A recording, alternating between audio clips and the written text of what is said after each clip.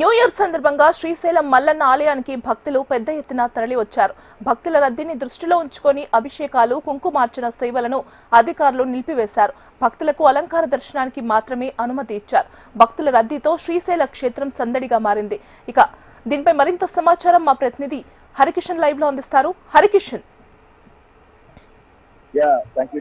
Good morning. ముఖ్యంగా మీతో పాటు అందరికి ఎవరైతే హెచ్ఎం టీవీ చూస్తున్నటువంటి ప్రేక్షకులందరికీ కూడా ఆంగ్ల నూతన సంవత్సర శుభాకాంక్షలు. ప్రధానంగా నేను ప్రస్తుతం శ్రీశైలంలో ఉన్నాము. ఆలయాల జిల్లాగా ఉన్నటువంటి కర్నూలు జిల్లాలో ఆలయాలు ఎక్కువగా ఉన్నాయి.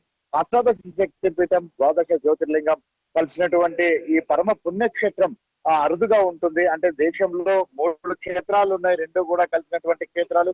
కానీ ఒకటే ఆలయ ప్రాంగణంలో అమ్మవారు, స్వామివారు వెళ్ళినటువంటి క్షేత్రం కేవలం శ్రీశైలం మాత్రమే. ఇప్పుడు శ్రీశైలం గత కొన్ని సంవత్సరాల నుంచి కూడా దినదిన ప్రవర్ధమానంగా పెరిగిపోతోంది. ప్రతి పర్వదినాన్ని పురస్కరించుకొని పెద్ద సంఖ్యలో భక్తులైతే శ్రీగిరికి తరలి వచ్చి మల్లన్నను మొక్కుకుంటున్నటువంటి పరిస్థితి ఉంది. ప్రత్యేకంగా పూజలు నిర్వహించుకుంటున్నటువంటి ఆ పరిస్థితి కూడా లేకపోలేదు. ఒకసారి మనం చూస్తే ఇటు ఒక కర్నూలు జిల్లాలో ఉన్నటువంటి శ్రీశైలం కాకుండా అలాగే మహానంది, అహోబిలం, యాగంటి, ఇటు కాల్వబుగ్గ ప్రతి పుణ్యక్షేత్రంలో కూడా భక్తజన తాకిడి ఉంది.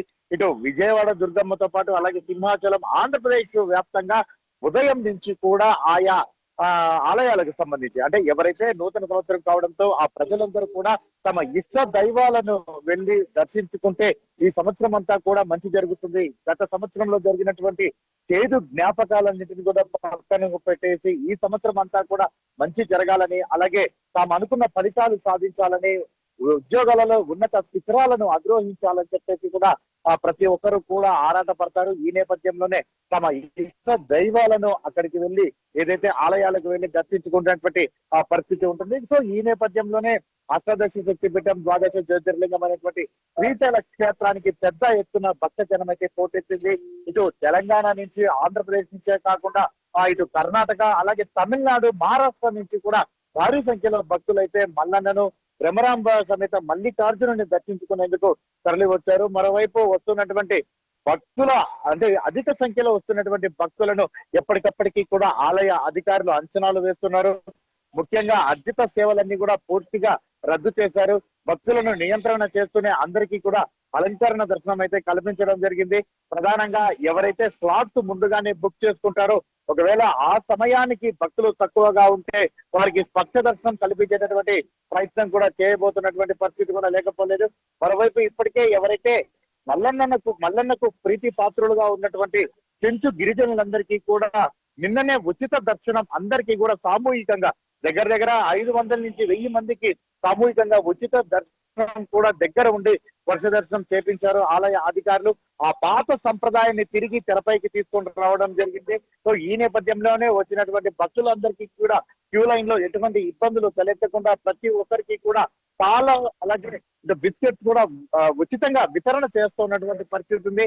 ఎప్పటికప్పటికీ కూడా గమనించి ఆయా సందర్భానుసారంగా భక్తులను కూడా స్వామి వారి దర్శనానికి కూడా లోపలికి అలౌ చేస్తున్నటువంటి పరిస్థితి అయితే లేకపోలేదు. ఒకసారి మనం కంప్లీట్ గా చూడొచ్చు. ఎందుకంటే పూర్తిగా కూడా శ్రీగిరి అంతా భక్తజన సందడిగా మారింది.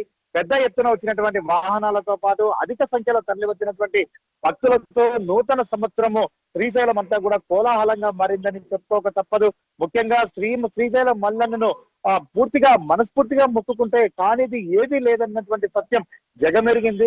సో ఈ నేపథ్యంలోనే నూతన సంవత్సరం రోజున ఆయనను దర్శించుకోవాలని, ఆశీస్సులు తీసుకోవాలని, మొక్కులు చెల్లించుకోవాలని ప్రతి ఒక్కరు కూడా ఆరాటపడుతున్నటువంటి నేపథ్యంలో తెల్లవారుజాము నుంచే పెద్ద ఎత్తున తరలి వచ్చారు. పాతాళ గంగలో పుణ్య స్నానాలు ఆచరించారు. అనంతరం స్వామి అమ్మవారి దర్శనానికి తరలి వెళ్తున్నటువంటి ఆ నేపథ్యంలో ఆలయ అధికారులు కూడా పూర్తిగా మానిటరింగ్ చేస్తున్నటువంటి పరిస్థితి కూడా లేకపోలేదు. మొత్తానికి మాత్రం నూతన సంవత్సరం రోజున శ్రీశైలం అయితే కోలాహలంగా మారిందని మాత్రం చెప్పక తప్పదు. గీతిక. హరికిషన్ చెప్పండి, మనం చూస్తున్నట్లయితే లైవ్ లో వేల సంఖ్యలో భక్తులు బారులు తీరారు కదండి. దీనికోసం ప్రత్యేకంగా పూజార్లను ఎవరినైనా పిలిపించారా?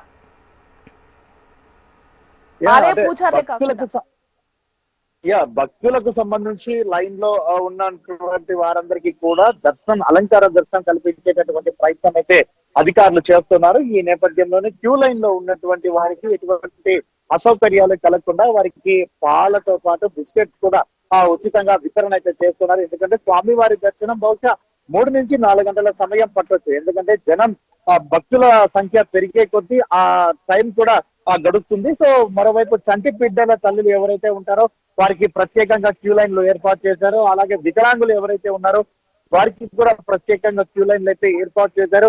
వచ్చినటువంటి వారందరికీ కూడా ఆలయ అధికారులు సౌకర్యాలు కల్పించడంతో పాటు అలాగే ఎవరైతే వచ్చినటువంటి భక్తులందరికీ కూడా పూజారులు కూడా ఆశీర్వచనం చేసి పంపిస్తున్నటువంటి పరిస్థితి కూడా లేకపోలేదు.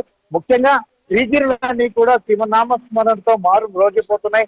ఆంగ్ల నూతన సంవత్సరానికి ఆహ్వానం పలుకుతూ గత ఏడాదికి వీడ్కోలు పలుకుతూ ఇక్కడ కూడా ఎవరైతే నిన్నటి నుంచి ఉన్నటువంటి భక్తులందరూ కూడా ఈ ఆలయ పరిధిలో సంప్రదాయబద్ధంగా సంబరాలు కూడా చేసుకున్నటువంటి పరిస్థితి కూడా లేకపోలేదు. ముఖ్యంగా వారందరూ కూడా ఎవరికైతే ఉన్నారో వారందరికీ కూడా శుభాకాంక్షలు ఒకరికొకరు తెలుపుకోవడం జరిగింది. వచ్చేటటువంటి భక్తులందరూ కూడా తాము నిన్నటి దినం ఇక్కడికి చేరుకోవడం, ఈ రోజు స్వామి అమ్మవారి దర్శనం చేసుకొని తిరిగి తమ ఊర్లకు కూడా పయనం అవుతున్నటువంటి పరిస్థితి ఉంది. ఇక్కడి నుంచి ఏదైతే స్వయంభుగా వెలిసినటువంటి నందీశ్వరుడు జన్మించినటువంటి ప్రాంతమైనటువంటి మహానంది క్షేత్రానికి అలాగే ఆ కాకి వాలని క్షేత్రంగా ప్రత్యేక గుర్తింపు పొందినటువంటి యాగంటి క్షేత్రం కూడా భక్తజనంతో ప్రస్తుతం అయితే కిటకిటలాడిపోతున్నాయని మాత్రం చెప్పుకోక తప్పదు. Right Harikishan, thank you.